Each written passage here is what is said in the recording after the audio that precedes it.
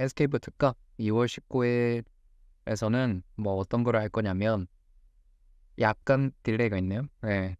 어쨌든 뭐 어떤 걸 할 거냐면 첫 번째로는 이제 렌더링 피드백. 제 수강생 분 중에서 엔스케이프 사용 설명서 레터스의 엔스케이프 사용 설명서 이제 수강생 분이 이제 렌더링 피드백을 요청한 게 있어요. 그래서 그거를 이제 한번 다뤄보고요. 두 번째로는 이제 유리 간접 표현 방법. 이거를 조금 많이 모르셔서 요거에 대해서 한번 같이 한번 만들어 보면서 어떤 것들이 이제 좀 부족했는지, 그 어떤 것들을 신경 쓰면 되는지에 대해서 한번 해보도록 하겠습니다. 세 번째는 이제 엔스케이프 좀 제대로 알고 쓰자. 여러분들 뭐 엔스케이프 많이 쓰시는데 뭐 요거에 대해서 정확히 또 잘 모르시는 분들이 계셔서 그냥 간단하게 어떤 툴인지에 대해서 한번 짚고 가는 시간이 될 것 같습니다. 그래서 이제 소규모 소주제 세 가지로 이렇게 한번 진행을 해보려고 합니다. 자, 첫 번째로는 이제 에스케이프 렌더링 피드백입니다. 자, 이렇게 바로 진행을 해볼게요. 자, 첫 번째로는 레터스 강의 피드백 부탁드립니다. 안녕하세요. 선생님 강의 최근에 접하고 열심히 따라하고 있는 수강생입니다. 용량 문제로 레터스에 올라가지 않아 카페에 올리게 되었습니다. 피드백 한 번만 부탁드리겠습니다. 라고 하고 이제 뭐 질문들이 조금 몇 개가 있어요. 뭐 첫 번째로는 모니터가 밝아서 밝기를 좀 낮추거나 시력 보호 모드로 해놓고 작업 진행하다 보니 막상 설정을 다시 밝게 하고 확인하면 작업물이 완전히 달라져 있는 경우를 접해서 당황했습니다. 작업할 때는 시력 보호 모드를 하지 않고 밝기만 좀 덜하게 설정하는 게 낫겠죠? 네, 이게 첫 번째 질문이고 두 번째는 HDR 설정. 이거 나중에 물어보니까 모니터에 HDR 설정이 있다고 하더라고요. 그 모니터 설정 후 작업하며 후 결과물이 다르게 나올 수도 있는지 궁금합니다. 라고 돼 있습니다. 그래서 렌더링 피드백은 먼저 해드리고 한번 해볼게요. 질문들에 대한 답변도 한번 드리도록 하겠습니다. 자, 이거를 드리기 위해서는 제가 화면 공유를 다시 조금 할게요.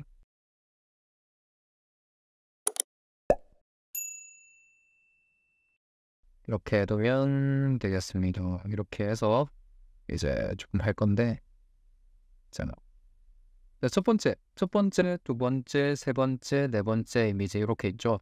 꽤나 잘 찍은 이미지들이고, 또 예제를 꽤나 잘 따라와 주셨습니다. 뭐 HDR, 뭐 색감 이런 것도 다 좋은데, 딱 봤을 때 크게 중점을 봐야 돼. 두 가지로 조금 나눌 수가 있어요. 첫 번째는 외부샷과 내부샷을 보면 내부샷은 굉장히 이 색감이나 빛에 대해서 굉장히 이해도를 굉장히 많이 높여셔서 어느 정도 잘 따라오셨다는 것을 확실하게 느낄 수 있습니다. 왜냐하면 색감이 굉장히 안정돼 있잖아요.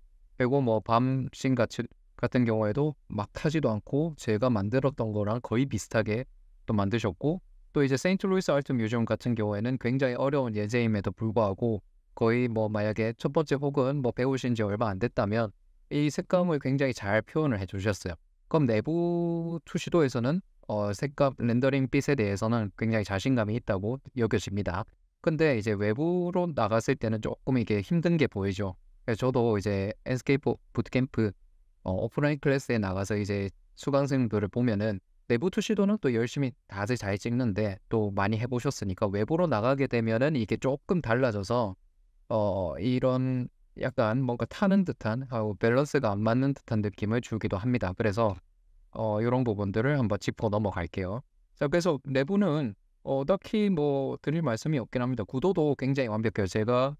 말씀드렸던 제가 강의에서도 누누이 계속 말씀드렸던 구도 너무 완벽하죠. 이 정도면 솔직히 자 이런 거 뭐 3분의 대략적으로 3분의 1 해도 이 가운데 부분이 정 가운데 들어와서 굉장히 씬이 안정적으로 느껴집니다. 그리고 뭐 이런 사람 배치나 이런 것도 굉장히 스무스하게 또 재질 표현들도 굉장히 잘하셨고 뭐 조금 더 이제 그 감각적으로 들어가려면 이제 선을 높이고 포그를 올린 다음에 이제 이런 갈레이 표현들을 조금 더 해주거나 아니면 이제 외부에 이제 이 청광에서 오는 빛을 조금 더 적극적으로 받아들여서 내부를 조금 더 밝게 만들어주는 방법도 있긴 합니다. 그게 조금 어려운 포인트예요. 그러니까 외부도 빛이 여기서도 오고 여기서도 오고 그러면서 다운라이트도 있거든요. 다운라이트에 있는 내부 라이팅으로도 해야 되니까 사실 저는 세인트 루이스 아트 뮤지엄이 가장 어려운 예제라고 할 수가 있습니다. 근데 여기서부터 이제 시작해 나가시면 됩니다. 충분히 잘하셨죠? 마찬가지로 제가 뭐 내부 요것도 마찬가지. 근데 자 여기서부터 이제 보면은 약간 아쉬운 점이 있긴 합니다. 요거 볼게요. 자, 요거 전반적으로 구도도 괜찮아요. 구도 뭐 이렇게 쭉 나눠 볼까요? 네, 구도도 괜찮긴 한데 자, 이 구도에서 이 오두막이 결국 우리가 주인공이잖아요. 근데 약간 올라가 있는 거 보이시죠? 그래서 이 약간만 떨어뜨려 주시면 됩니다. 네, 그래서 이 가운데 부분에 뭔가 좀 들어올 수 있도록 오두막을 약간만 낮게 잡아 주시고 저 구도상에서는 뭐 그 정도만 위치만 조금 수정되면 딱 좋을 것 같은데 자, 지금 보시면 자, 일단 얘랑 얘랑 얘랑 사람들을 조금 보시면 조금 뭔가 많이 탄 것처럼 느껴져요. 그게 왜냐하면 선 브라이트니스가 지금 씬에 비해서 너무 과하게 느껴집니다. 그래서 태양빛이 너무 많이 들어오기 때문에 재질이 다 타고 있는 거예요. 특히 이런 나무들이 허옇게 뜨고 있죠. 네, 근데 이게 자연스럽게 타는 게 아니고 좀 전반적으로 좀 많이 강해집니다. 근데 그거랑 지금 밖에 있는 HDRI 혹은 뭐 아마 이거 HDRI일 거예요. 네, HDRI 브라이니스 값이 조금 낮아요. 그러니까 태양광에 비해서 하늘이 조금 어두웠게 느껴져서 오히려 더 태양빛이 더 많이 부각돼 보이는 효과가 지금 나타나고 있습니다. 그래서 요거를 이제 어떻게 하냐. 자, HDRI 브라이니스를 조금 더 올려서 값에 맞추는 방법도 있고요. 혹은 선 브라이니스만 살짝 낮춘 다음에 전체적으로 익스포저를 한번 올려주는 방법도 있습니다. 그래서 요거는 조금 유동적으로 하나 빛이 너무 많아지면 익스포저로 같이 내려주거나 아니면 나머지 값들을 이런 선 브라이니스나 HDR 브라이니스 같은 라이트들을 낮춰주는 방법, 익스포저를 고정시키고 이런 식으로 조금 가주시면 됩니다. 지금 밤 씬을 아마 만드는 걸 먼저 하셨겠죠. 그러니까 내부가 지금 타고 있는데 이럴 때는 Artificial Light를 꺼주는 게 Artificial Light Brightness를 0%로 만들어서 아예 꺼져 있는 것처럼 만드는 게 조금 더 나을 수도 있습니다. 자, 빛 표현에 대해서는 이렇게 말씀드렸고, 자, 두 번째로는 조금 디테일한 표현이에요. 요런 거, 자, 요런 부분들. 자, 제가 이렇게 돌멩이들을 이렇게 배치한 거에는 이유가 사실 있습니다. 자, 이런 거, 돌 떠 있죠? 이런 거 조심하셔야 되고요. 왜냐하면 엔스케이프 그래스가 이 잔디가 굉장히 좋은 표현임에도 불구하고 이 경계 부분이 조금 부자연스러워요. 굉장히 많이 부자연스럽습니다. 그래서 이런 거를 해결하기 위해서 저는 이런 SN 라이브러리에 있는 돌멩이들이죠. 돌멩이들로 좀 가려서 안 보이게 많이 구성을 했습니다. 그러면 이런 CG적인 표현들을 꽤나 많은 부분을 상쇄할 수가 있거든요. 네. 그래서 자, 많이 상쇄할 수 있어요. 그래서 이런 식으로 조금 넣어주시면 되고 이런 돌멩이도 약간 애매하잖아. 이런 것도 조금 숨겨주시거나 아니면 밑에 좀 깔아주시던지 이런 식으로 배치를 조금 잘 해보시면 좋을 것 같습니다. 그리고 지금 그림자도 조금 애매하게 나와요. 그래서 애초에 이 부분을 그림자 부분을 그러니까 오두막을 조금 내리면 구도를 내리면 이 그림자도 이제 안 보이게 들어올 거거든요. 아니면 태양 각도를 조금 바꾸던지 그런 식으로 전체적인 구성이 이루어져야 되기 때문에 외부가 이런 부분이 어렵습니다. 내부 투시도에서는 라이팅을 조금 디테일하게 만져줘야 되고 재질에 대한 반사값이나 이런 것들을 잘 디테일하게 만져줘야 되고 또 모델링 디테일도 중요하기 때문에 그런 부분이 어렵고요. 이 두 가지가 어렵고 쉬운 게 조금 달라서 많이 혼돈하지만 요렇게만 조금 신경 써주시면 좋을 것 같습니다. 자, 두 번째로는 이제 요겁니다. 자, 굉장히 구도 괜찮아요. 구도 너무 좋은데 자, 요것도 한번 캡처를 해서 보도록 하겠습니다. 이것도 이제 레지던스 엘바 이제 제가 한 예제죠. 기본 편에 엔스케이프 사용하면서 기본 편에 있는 예제라서 자, 이거 구도를 진짜 잘 따라하셨어요. 그래서 요 정도도 굉장히 좋습니다. 실제로 이 레지던스 엘바 부산 함영동에 있는데 그 가서 보시면 약간 요 정도 두께감으로 보이기도 합니다. 네, 요 정도 두께감이 이제 보이는 건물인데 조금 더 날렵하게 하고 싶다면 얘를 한 75도 FOV Field of View 있죠. Field of View를 한 75도 이상으로 조금 넣어주시면 조금 더 날렵한 건물을 만드실 수가 있을 겁니다. 근데 요것도 지금 괜찮은데 자, 어떤 부분이 조금 아쉽냐면 조금 아쉬운 거예요. 많이 아쉬운 건 아니고 자, 요런 부분. 자, 요런 부분 비어 있잖아요. 네, 이런 부분 비어 있고 지금 반사되는 객체들이 건너편에 뭔가 반사되는 객체들이 없어서 여기에 아무것도 반사가 되지 않습니다. 근데 실제로 화명동에 여기 가보시면 이쪽 건너편이 낙동강이거든요. 그래서 사실 반사될 게 없긴 해요. 근데 그렇다 하더라도 이 유리 같은 표현들이 너무 조금 정직하게 나왔죠. 너무 유리잖아요. 그래서 이런 거를 스페큐로를 더 올리든지 아니면 저는 요즘은 요거를 그냥 메탈로 바꿔서 유리 말고 그냥 메탈로 바꿔서 그냥 정반사를 완전히 시켜 버리도록 만들기도 합니다. 왜냐하면 주간에 이런 빛이 굉장히 많은 주간에 이제 파사드 유리 파사드 이런 거를 보면은 굉장히 그냥 그게 유리라고 생각이 들지 않을 정도로 완전하게 들어오기 때문에 그렇게 아예 유리 재질이 아닌 걸로 바꿔서 표현을 하셔도 괜찮습니다. 아니면 스페큐로 올리고 러프니스 떨어뜨려서 반사에 대한 정도를 더 많이 올리시거나 아니면 이런 레지던스 L과 같은 특수한 경우가 아니라면 이런 도심지에선 당연히 반대편에 뭔가가 있어서 그 반대편에 있는 객체가 유리에 반사가 될 겁니다. 그러면 그 반대편에서 반사가 될 객체 더미들을 여기 조금 배치를 해두는 게 조금 더 실사 같은 표현에 맞겠죠. 그리고 이제 뭐 전반적으로 보시면 요런 게 조금 뭔가가 조금 있어요. 그래서 모델링상에서 이거 한번 체크를 해보시고 어 그리고 이제 반사 부분 이런 거 이제 재질을 아마 건드렸었을까 잘 모르겠는데 자 이제 이런 조감 외부 투시도잖아요. 거의 조감도에 가까운 외부 투시도에서는 이런 재질 표현들이 디테일하진 않습니다. 실내 투시도에 비해선 디테일하게 들어가진 않습니다. 근데 외부 투시도에서는 좀 많이 정확하게 봐야 될 거든 얘가 반사가 되는 재질이냐 안 되는 재질이냐 얘는 조금 뚜렷하게 가시는 게 낫습니다. 그래서 지금 보시면 뭔가 좀 애매해요. 그냥 값을 그대로 놔두신 것처럼. 그래서 차라리 러프니스를 조금 더 낮추면 얘가 그래도 반짝하는 느낌이 들거든요. 반짝하는 느낌이 들게끔 만들어주거나 아예 무광으로 만들어주시는 편이 나은데 저는 전자로 해볼 것 같습니다. 러프니스는 떨어뜨리고 스페큐러를 한 50 기준에 50만 줘도 반짝하기 시작할 거거든요. 근데 그게 너무 반짝거린다면 스페큐러를 낮추고 러프니스는 조금 더 올려주면 되겠죠. 한 10% 20% 정도 올려주면 될 것 같습니다. 그림자 표현도 굉장히 깔끔하게 갔기 때문에 저는 전반적으로는 굉장히 좋은 샷이지만 이런 부분들이 더 잘 들어온다면 더 좋은 샷이 될 것 같다. 그리고 이거 이 나무 소스가 사실 이게 SL 라이브러리의 나무가 좋은 나무들도 있지만 안 좋은 나무들도 있어요. 그러니까 퀄리티가 낮은 나무들도 있습니다. 그래서 이거 나무들 조금 많이 써보시고 괜찮은 나무들을 여러분들 조금 픽을 해두시고 그 나무들을 좀 중점적으로 사용하시는 게 좋습니다. 요거는 조금 떨어지는 것 같아서 요거 말고 다른 거 사용하시고 요거 뒤에 있는 거 이런 것도 약간 더미 모델링으로 조금 채워주시거나 아니면 구도를 조금 더 좁게 만들거나 아예 돌려서 아예 안 보이게 만드는 방법도 저는 방법이기도 합니다. 네, 그렇게 한번 조절해 보시면 좋을 것 같아요. 나머지 부분은 네, 이런 디테일들 괜찮습니다.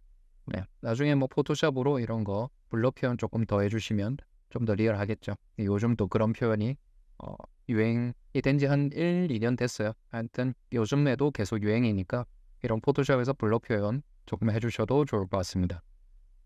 그래서 이제 전반적으로 보시면 이제 아시겠죠? 내부 투시도의 느낌과 외부 투시도가 조금 뭐가 달랐는지 굉장히 잘하셨기 때문에 이렇게 한번 더 진행해 보시면 꾸준히 더 발전하실 수 있을 겁니다. 여기 나온 예제들은 다 앤스케이프 사용 설명서 기본편 레터스에 올라가 있는 강의에 올라가 있는 예제들입니다. 또 앤스케이프 교재에 스케치업 윗 앤스케이프에 이제 있는 예제들이니까 또 여러분들도 한번 해보시고 한번 여기 렌더링 게시판에 올려주시면 좋을 것 같습니다.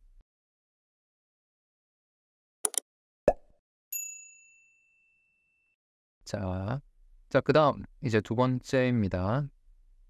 유리감적 표현.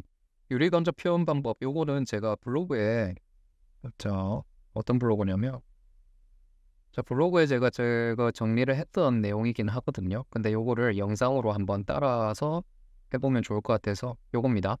자, 요거 그대로 검색하시면 나올 겁니다. 앤스케이프 거울 뒤 간접 표현이 잘 안 될 때 요거를 같이 한번 해보려고 합니다. 그래서 요거 모델링을 이제 제공해 주신 분은 군 모델러님, 카페에서도 지금 활발하게 활동하고 계시는 군 모델러님이 모델링을 제공을 해 주셨어요. 그래서 모델링 한번 뜯어보면 이런 식으로 굉장히 디테일하게 모델링이 되어 있는 파일입니다. 근데 요 소스는 군 모델러님이 하신 것 그대로 일단 앤스를 켜보도록 할게요. 그래서 일단 앤스를 한번 켜보도록 하겠습니다. 네, 켜질 동안 물 조금 넣겠습니다. 네. 그래서 결국은 뭐 저는 뭐 책에도 나와 있고 강의에도 나와 있고 뭐 오프라인에서도 항상 말씀드리지만 빛에 대해서 여러분들이 컨트롤할 수 있게 되면 여러분들은 이제 약간 치트키를 얻게 되는 거예요. 뭐 에스케이프를 거의 이제 에스케이프뿐만 아니라 렌더링에 대해서 어느 순간 깨우치게 되는 겁니다. 그러니까 뭐 Artificial Light Brightness와 이제 Self Illumination의 차이가 뭔지, 이 두 개의 차이, 두 개의 상관관계가 어떻게 되는지, 랜드스케이프 오브젝트에서는 어떤 라이트들을 어떻게 넣어야 되는지, 그리고 이 값들을 어떻게 다 조합을 해야 되는지에 대해서 한번 이 예제를 가지고 한번 해보려고 합니다. 네. 그래서 지금 보고 계시는 화면은 자, 군 모델러님이 이제 저한테 질문을 해주셨고 또 톡방에도 한번 질문도 해주셨어요. 그러니까 최대 고민은 뭐냐면 고민 뭐냐면 제가 만든 이 최종 이미지 같은 이 거울 뒤에 간접 표현이 안 된다는 게 가장 큰 고민이었습니다. 야, 이 모델을 보고 아까 그거 보니까 굉장히 차이가 많이 나죠. 그래서 그걸 어떻게 할까에 대한 표현인데 자, 일단 어떻게 표현을 하셨는지 일단 한번 보겠습니다. 자, 이것도 모델링 굉장히 디테일해요. 실제로도 이렇게 조금 띄어서 여기 보시면 디스크라이트를 이렇게 두 개 크게 넣으신 거 보이죠? 그러니까 뒤에서 지금 방향도 보면은 지금 어떻게 돼 있나요? 네, 방향이 저를 향해서 카메라를 찍고 있는 사람을 향해서 빛이 나오도록 이제 돼 있죠. 그리고 지금 보면 자, 이쪽 뒤쪽에도 자, 제재를 한번 찍어 볼까요? 제재를 한번 찍어 보니까 셀프 일루미네이션 뒤쪽에 다 두 부분 다 달려 있습니다. 그래서 이런 쪽이라면 이쪽 뒤에서도 빛이 다 나오고 이쪽 디스크라이트에서도 빛이 나오기 때문에 제대로 나와야 되잖아요. 근데 왜 이렇게 약하게 나올까라는 게 이제 군 모델러님의 고민이었던 거죠. 그래서 요거를 하나씩 한번 수정을 해보도록 하겠습니다. 하기 위해서는 저는 조금 하는 프로세스가 있는데 자, 이거 뭐 나머지는 조금 건드리진 않을게요. 않지만 저는 이거 HDRI는 조금 통제를 하고 가는 편입니다. 앤스케이프에서는 이제 바깥에 있는 HDRI, 그러니까 기본이라도 상관없습니다. 이런 라이트들이 내부에 영향을 어느 정도는 조금이라도 끼쳐요. 그래서 그런 게 싫기 때문에 그런 것 때문에 값이 조금씩 변합니다. 그런 거가 저는 너무 싫기 때문에 뭐 HDRI를 아무거나 넣어서 바깥을 브라이니스를 확 줄여주면 아까 살짝 변한 거 보이시죠? 거기서 이제 밝기가 완전히 통제가 되는 겁니다. 여기서부터 이렇게 하시면 나머지 분들도 들어오겠죠. 아까보다 살짝 더 나오죠. 네, 이 HDRI만 싹 바꿨는데도 살짝만 나오는 것을 볼 수가 있습니다. 네, 제가 사라졌네요. 네, 배터리가 없어서. 네, 그래서 제가 자 여기서 어떻게 해야 될까 한번 보도록 하겠습니다. 자, 셀프 일루미네이션 이렇게 발라주셨잖아요. 요거 너무 낮습니다. 요거 너무 낮은데 이거 바꾸기 전에 자, 비주얼 세팅에서 앰모스피어링 지금 Artificial Light Brightness 100% 이렇게 돼 있죠. 그러면 여기서는 딴 건 만질 건 없겠네요. 그러면 두 개의 라이트, Self Illumination이나 Escape Object의 디스크 라이트의 빛이 약하다는 얘기로 조금 생각을 해볼 수가 있습니다. 그래서 요거 말고 일단 Self Illumination 먼저 만져볼게요. 약간 렉이 걸렸네요. 네, 디스크 라이트는 일단 일단 조금 숨겨주면 지금 라이트에서는 이렇게 지금 이렇게 나오는 거 보이시죠? 좀 보기 좋게 두 개 화면으로 나눠서 가겠습니다. 자, 그러면 일단 얘를 셀프 일루미네이션 값을 조금 더 올려보겠습니다. 저는 보통 어떻게 하냐? 좀 과감하게 올립니다. 확 올려버립니다. 확 올려줘야 어차피 셀프 일루미네이션은 여러분들 아실 겁니다. 아실 거라고 생각해요. 아니면 까먹었을 거라고 생각합니다. 셀프 일루미네이션은 Artificial Light Brightness랑 전혀 상관관계가 없습니다. 그래서 셀프 일루미네이션을 Artificial Light Brightness를 아무리 0%로 만들어도 셀프 일루미네이션 값은 영향을 받지가 않아요. 그렇기 때문에 근데 이제 셀프 일루미네이션의 루미넌스는 10만 칸델라 per 제곱미터까지밖에 올라가지 않습니다. 그 말은 제가 이거는 상대적으로 계속 뭔가 바꿔서 내가 원하는 대로 적용해도 괜찮다라고 느껴지죠. 그래서 저는 요거 감전 라이트 먼저 강하게 넣고 시작을 할 겁니다. 네, 이렇게 넣은 다음에 자 지금 내부가 약간씩 계속 변하는데 뭐 오토는 안 켜져 있으니까 이제 괜찮겠죠? 네, 이렇게 이제 들어갈 겁니다. 네, 이렇게 들어간 다음에 아까 보니까 자 에스케이프 오브젝트가 있었죠? 요거 디스크가 있었습니다. 디스크가 여기서 들어오게 된다면 지금 빛을 요렇게 내고 있기 때문에 굉장히 밝게 들어오는 겁니다. 근데 요거 말고 요것도 지금 괜찮잖아요. 근데 저는 보통 어떻게 할 거냐면 얘 사실 제가 봤을 때 얘가 문제가 아니고 얘가 없어지면 자 보세요. 지금 내부가 좀 어두워요. 어두운데 요거 라이트가 이렇게 다운라이트가 이렇게 있음에도 불구하고 굉장히 어둡다는 거는 얘가 제대로 기능을 못 해주고 있다는 걸로 얘기가 됩니다. 그러면 위에 어떻게 라이팅이 됐는지를 뜯어봐야 되겠죠. 지금 요거 자 여기에는 라이팅이 없네요. 보니까 저기에는 아마 라이팅이 있는 것 같은데 네? 라이팅이 없는데 라이팅에 숨었나요? 숨은 것 같기도 하고 네, 네, 뭐 라이팅이 없네요. 없으니까 뭐 라이팅을 좀 넣어주겠습니다. 숨었나요? 뭔가 숨은 것 같기도 하고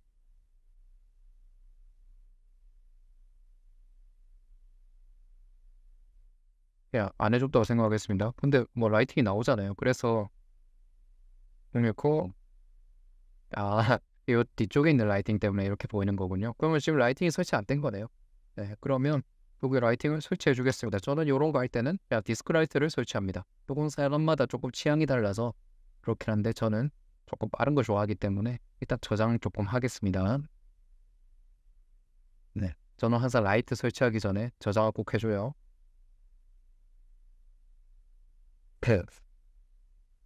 네, 하고 디스크 라이트 간단하게 하나 만들어서 얘는 아마도 매종이도 조금 더 커도 되네요. 0.04 네, 이 정도로 해서 색감은 뭐 조금 맞추겠습니다. 맞추고 일단 배치한 다음에 얘가 잘 하셨으면 이거 컴포넌트겠죠? 네, 맞네요. 안에 넣어줍니다. 자, 얘는 그리고 저는 임의로 5만이라고 넣어주겠습니다. 네, 넣고 지금 다 들어왔죠? 네, 다 들어온 거죠?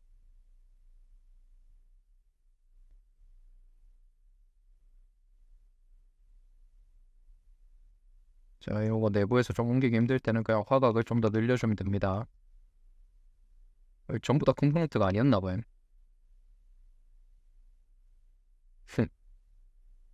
제가 모델링한 건 아니라서. 자,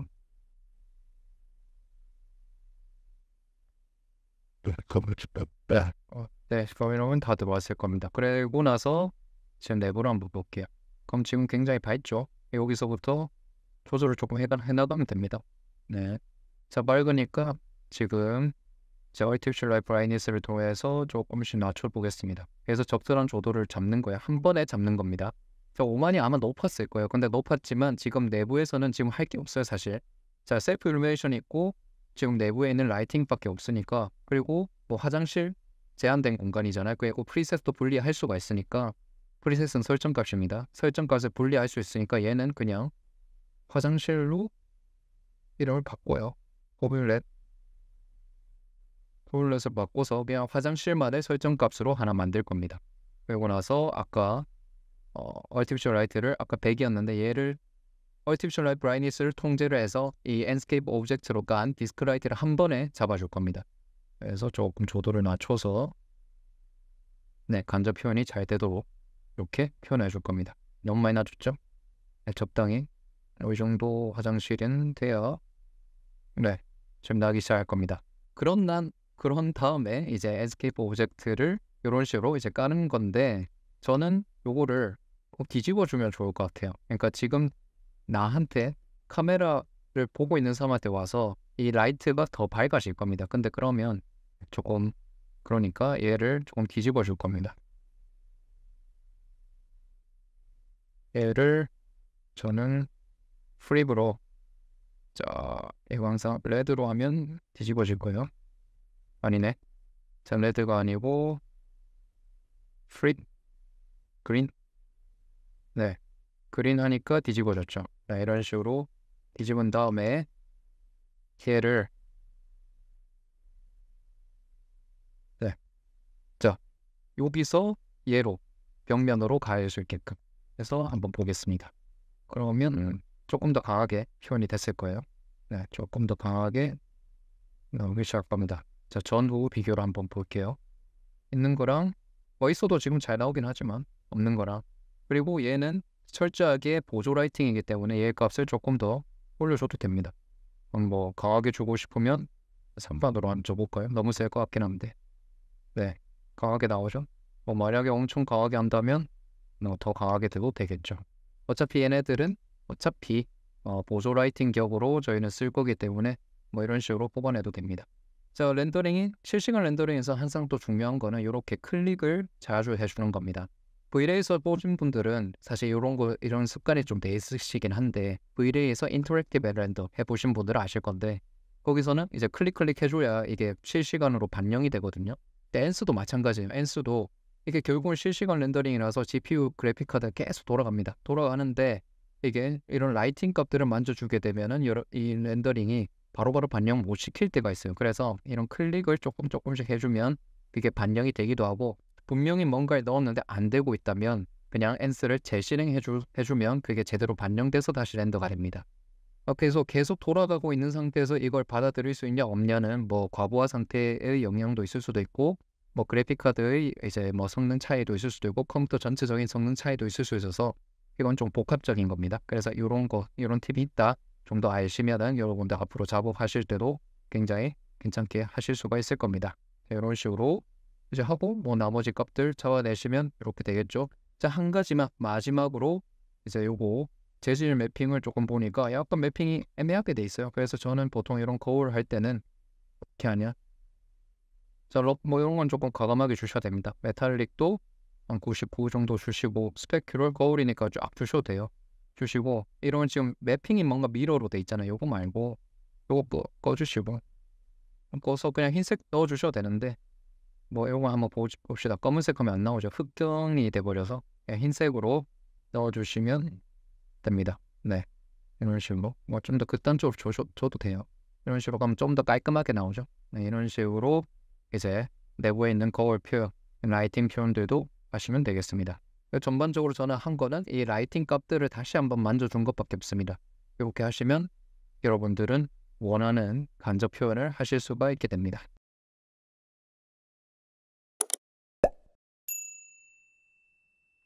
엔스케이프 알고 쓰자입니다. 자, 이거 뭐 원론적인 얘기라고 생각하실 수도 있긴 한데, 뭐 최근에 저는 이제 뭐 쭈스케이프라는 이제 인스타그램을 조금 많이 커졌어요. 거의 9,000명에 가까워져서 DM도 굉장히 많이 받습니다. 이거 할 때는 어떻게 해야 돼요? 뭐 오류가 떠요? 뭐 그런 질문들을 또 많이 받기도 하는데, 그런 질문들을 조금씩 답변을 하다 보니까 엔스케이프를 쓰고 있지만 엔스케이프에 대해서 좀 잘 모르는 게 아닌가? 그래서 제가 조금 소개를 시켜주려고 해요. 자주 쓰는 프로그램이겠지만 제가 조금 좀 get to know, 조금 잘 소개를 시켜주면 이 친구랑 좀 친하게 지낼 수 있잖아요. 그래서 얘를 조금 이 알아야 될 내용들만 조금 알려드리도록 하겠습니다. 첫 번째로는, 첫 번째 페이지에서는 이 엔스케이프는 GPU 실시간 렌더링입니다. 자, 요것도 잘 모르시는 분들이 있더라고요. 그러니까 GPU라는 것 자체가 외장 그래픽 카드입니다. 외장 그래픽 카드가 있으니까 내장 그래픽도 있겠죠. 내장 그래픽은 CPU 모델 중에 조금 높은 모델들, 혹은 뭐 다 모든 CPU에 내장 그래픽 카드가 있는 건 아니고 일부 모델에서는 내장 그래픽 카드가 있습니다. 그래서 이 그래픽 카드를 따로 달지 않아도 내장 그래픽 카드가 있는 CPU면 그냥 모니터를 그쪽에 꽂으면 바로 나옵니다. 근데 이게 없으면 내장 그래픽 카드가 없고 외장 그래픽 카드도 없다면 모니터를 꽂으면 안 나오죠. 네, 약간 이런 식으로 생각하시면 됩니다. 근데 이 GPU 렌더링은 이 외장 그래픽 카드의 연산을 통해서 훨씬 더 빠르게, V-Ray보다 훨씬 더 빠르게 연산을 할 수가 있는 겁니다. 그 V-Ray보다 왜 빠르냐? V-Ray는 CPU 렌더링이기 때문에 CPU 렌더링 연산 방식하고는 차원이 다른 거죠. 그래서 요즘 우리가 많이 쓰고 있는, 많이 화두가 되고 있는 AI 기술들 있죠. AI 기술들에는 GPU 그래픽 카드가 들어갑니다. 이 GPU 그래픽 카드가 또 어디 들어갔나요? 비트코인에도 들어갔습니다. 비트코인 채굴할 때 연산 작업이 굉장히 빠르기 때문에 우리가 이 그래픽 카드를 채굴로 많이 썼다고 우리 한 번은 들어봤죠. 그리고 한때 2020년도, 그러니까 코로나가 기승을 부리던 시절에는 이 그래픽 카드 사재기 때문에 가격이 엄청나게 오르기도 했던 시절이 있었습니다. 이런 식으로 연결이 되는 거예요. 그래서 결국은 이런 실시간 렌더링, 빠른 렌더링에는 이 외장 그래픽 카드를 쓰고, 이 외장 그래픽 카드를 쓰는 렌더링 중에 하나가 enscape다. 요즘 또 뜨는 거는 뭐 D5라는 것도 있고, 뭐 또 높은 선배는 루미온, 뭐 이렇게도 있습니다. 트윈모션도 있고, 뭐 이런 식으로 이제 연결이 됩니다. 얘랑 반대쪽에 있는 거는 CPU 렌더링이 V-Ray다. 그래서 연산이 오래 걸린다 라고 생각을 해주시면 되겠습니다. 자, 그러면 GPU 렌더링 프로그램이니까 그리고 이제 렌더링을 디자인 프로세스로 편입하게 한 주범. 이게 무슨 말이냐? 세 번째, 이제는 직원이 렌더링을 다 뽑게 된 주범입니다. 네. 이전에도 뭐 V-Ray를 통해서 직원분들이, 이제 인테리어 사무실 직원분들이 혹은 건축사무소 직원분들이 렌더링 찍긴 했어요. 근데 이게 시간이 너무 많이 걸리니까 소장님들이나 뭐 임원분들 혹은 뭐 하시는 분들도, 아니 직접 하시는 분들도 이거를 뭐 폴로 할 생각을 아예 엄두도 안 냈습니다. 너무 시간이 오래 걸리니까. 뭐 퀄리티는 둘째치고 시간이 너무 오래 걸려서 그냥 외주를 맡겼죠. 그게 더 시간적으로 이득이니까요. 금전적으로도. 근데 이 실시간 렌더링 시대가 엔스케이프가 본격적으로 들고 들어오면서 이 디자인 프로세스 과정 중에서 그냥 렌더를 찍으면 그냥 거의 찍기만 하면 2초 만에, 3초 만에, 혹은 뭐 많이 걸려도 8초 만에 나오잖아요. 그러니까 이제 외주를 안 주는 거예요. 그냥 야, 직원들을 조금 더 교육시키거나 공부를 시키거나 아니면 그렇게 할 수 있는 직원을 데리고 와서 걔네들한테 이 직원분들한테 다 전담을 시켜버리고, 또 클라이언트 미팅용 렌더링 이 설계가 계속 디자인 프로세스가 진행되면서 나오는 그런 디자인들을 계속 뽑아내서 이 렌더링을 보고 이제 얘기를 하는 시대가 돼버린 거죠. 이전에는 그냥 스케치업 모델링이나 도면만 가지고 얘기를 했다면, 이제는 그냥 야, 렌더 뽑아서 제안서 준비해와, 아니면 뭐 우린 미팅할 거니까 렌더 이거 다 뽑아서 내일까지 준비해와를 오늘 오후 6시에 할 수 있는 것도 직원들이 2-3시간 혹은 뭐 4시간 정도 쓰면은 렌더 컷 30장 그냥 한 번에 다 뽑아낼 수 있으니까 그렇게 된 겁니다. 네. 그래서 이렇게 렌더링을 디자인 프로세스로 편입하게 한 주범이자, 이 프레이즈는 엔스케이프의 초창기 비전이기도 했어요. 요즘은 이 말이 조금 들어간 것 같긴 한데 뭐 이미 도달했으니까 그런 것 같기도 해요. 근데 이게 초창기 엔스케이프가 막 퍼지고 이제 초창기가 퍼질 때쯤엔 이게 굉장히 강력한 프레이즈였습니다. 카피 프레이즈였어요.